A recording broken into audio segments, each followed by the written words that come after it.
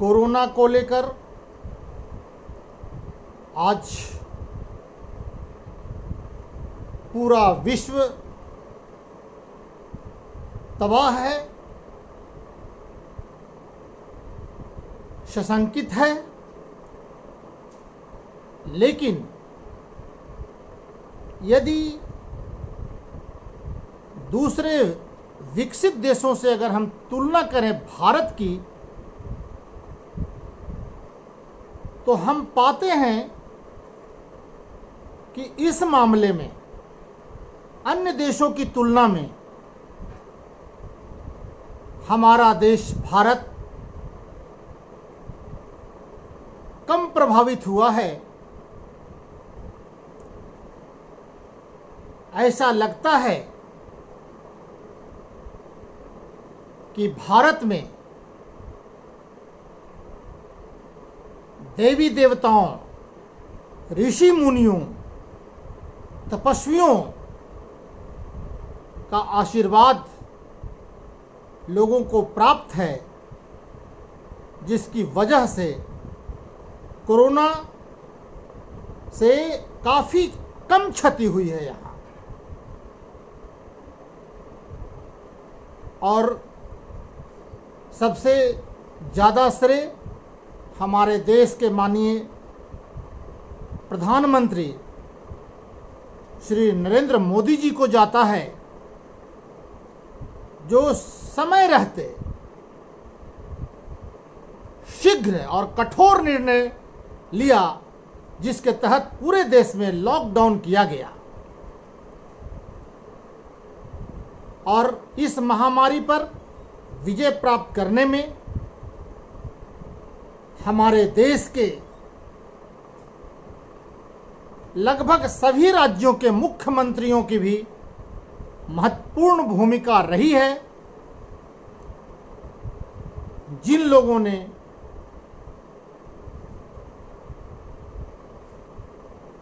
अपने पार्टी और अन्य तरह के भेदभाव भूलकर इस लड़ाई में सबों ने महत्वपूर्ण भूमिका निभाई। कोरोना की इस लड़ाई में हमारे देश के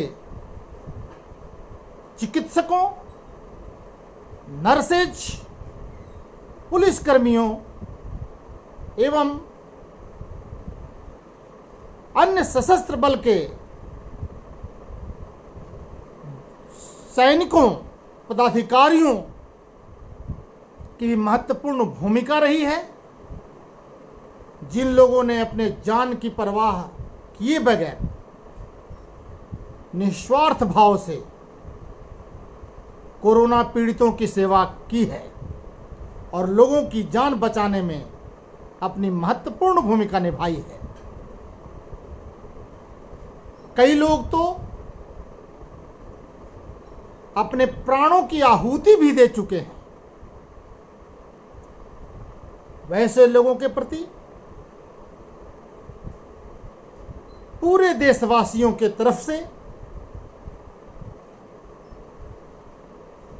श्रद्धा सुमन अर्पित किए जा रहे हैं और किया भी जाना चाहिए। साथ ही साथ इस दिशा में जो लोग तन मन धन से लगे हुए हैं,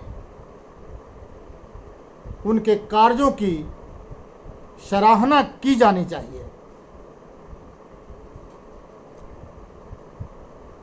अब लॉकडाउन का सेकंड स्टेज चल रहा है। काफी लंबे समय से लोग घरों में बंद हैं, लोग ऊब रहे हैं, लेकिन लोगों को अब सोचना चाहिए कि आखिर विकल्प क्या है।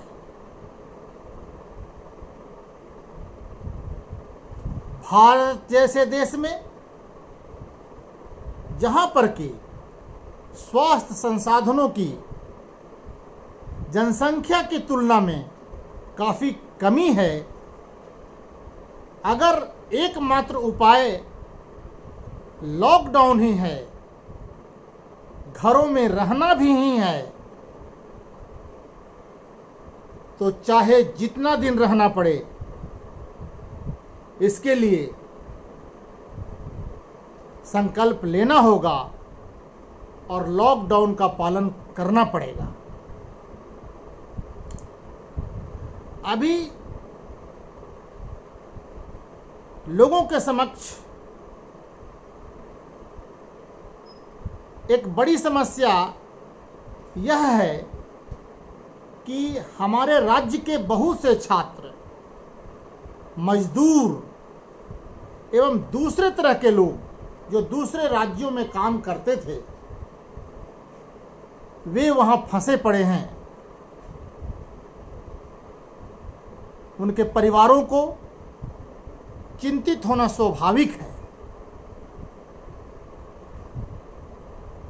सरकार को चाहिए कि कोई न कोई उचित व्यवस्था करके वैसे लोगों को सही तरीके से जांच कराकर अपने राज्यों में लाने का प्रयास करे और उन्हें उनके घरों तक पहुंचाने का कार्य किया जाना चाहिए।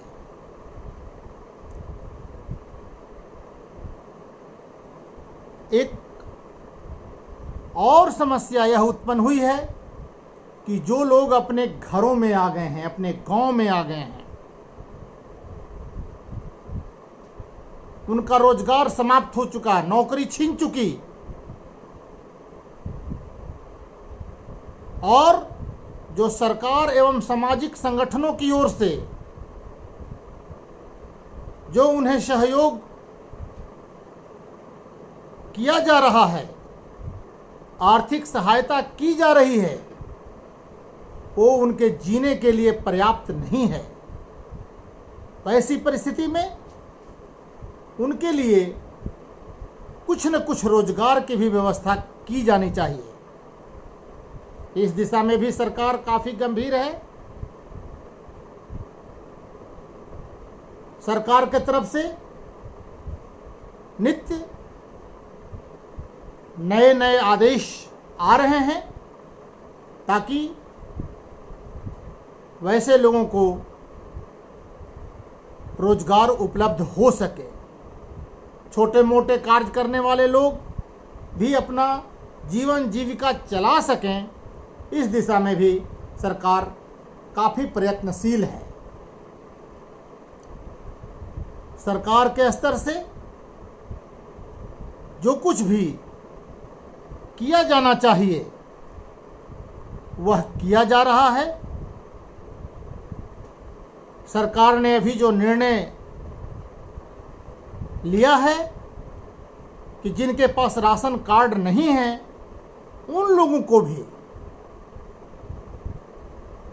अनाज उपलब्ध कराया जाए, यह काफ़ी सराहनीय पहल है और समाज सेवियों एवं सामाजिक संगठनों द्वारा भी काफ़ी प्रयास किए जा रहे हैं और इसे और बढ़ाने की आवश्यकता है।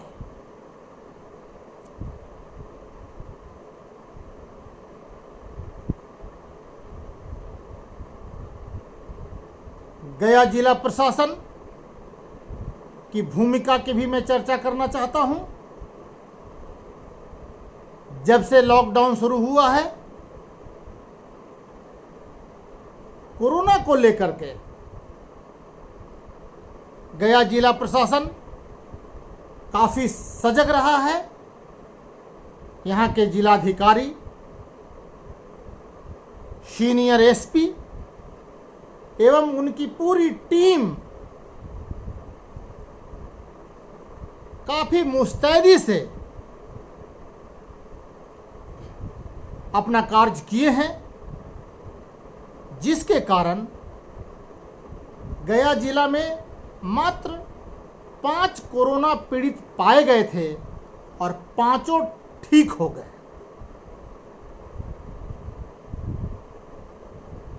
अभी आज ही गया के जिला पदाधिकारी श्री अभिषेक सिंह के द्वारा वैसे निजी अस्पतालों एवं निजी क्लिनिकों पर कार्रवाई करने का आदेश दिया गया है, उनका लाइसेंस रद्द करने का आदेश दिया गया है। जिन लोगों ने सरकार से आदेश प्राप्त होने के बाद भी 20 अप्रैल के बाद लोगों की सेवा उपलब्ध नहीं करा रहे हैं, गया जिला प्रशासन का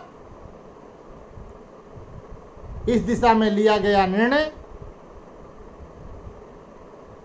भी सराहनीय है, क्योंकि जब नॉर्मल कंडीशन होता है तो सभी चिकित्सक अपने क्लिनिक खोल करके उपलब्ध होते हैं, और जब समाज को जरूरत है, क्योंकि सरकारी चिकित्सक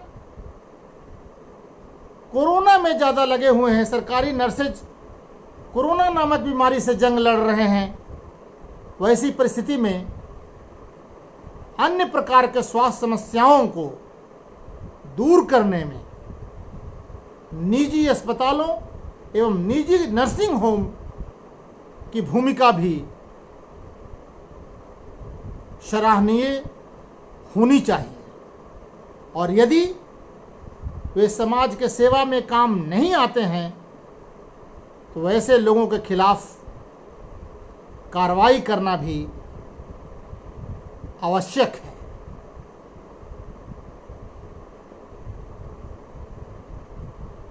धन्यवाद।